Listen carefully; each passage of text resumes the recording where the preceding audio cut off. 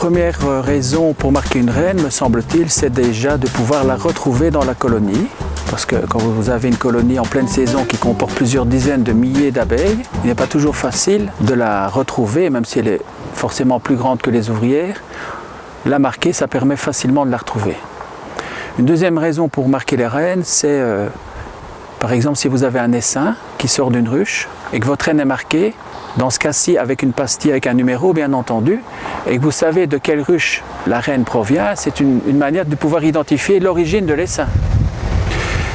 Et une troisième raison pour marquer la reine, c'est par exemple ceux qui font l'élevage de rennes ou qui achètent des rennes sélectionnées. Pour pouvoir identifier les lignées à partir desquelles les rennes ont été élevées, c'est forcément utile de les marquer. Une autre raison pour marquer la reine, forcément, c'est en fonction de la couleur qui est utilisée, c'est de connaître l'année de naissance de la reine.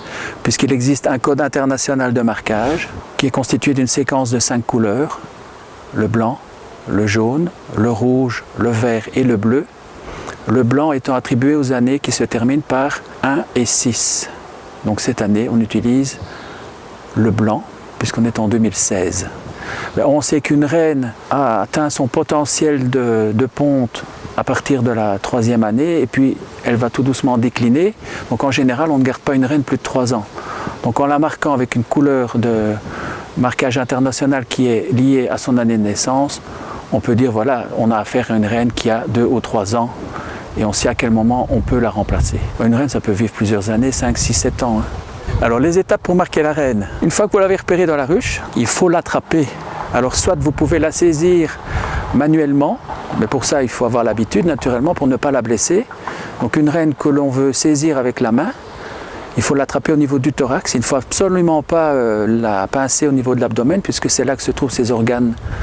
Les organes principaux, donc entre autres ceux qui servent à la ponte. Bon, attends, bon, alors je vais essayer de l'attraper.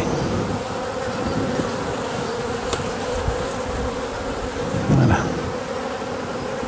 Je ne peux pas la blesser, tu vois, donc il ne faut pas que les abeilles m'embêtent. Tu vois, c'est ça qui est critique. Donc voilà. Donc il faut attraper la reine soit avec la main, soit avec une pince ou un tube de marquage. Donc voilà, tu as la reine sur un cadre, la reine est sur le cadre et tu viens la choper ainsi. Voilà, tu l'isoles. Et alors comme elle a tendance à monter, elle va monter dans le tube ici, alors tu sais la récupérer là. Et une fois que vous l'avez saisie, vous utilisez par exemple un piston qui permet de placer la reine au niveau d'un grillage. Et le thorax est disposé au niveau d'une maille et ça permet de placer un point de colle sur le thorax et ensuite une pastille. Ça, c'est une possibilité.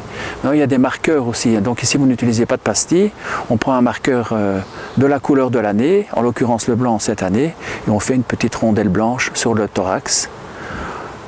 Et on laisse sécher le marquage avant de réintroduire la reine sur le cadre à partir duquel on l'a prélevée. On peut marquer la reine à tout moment de l'année.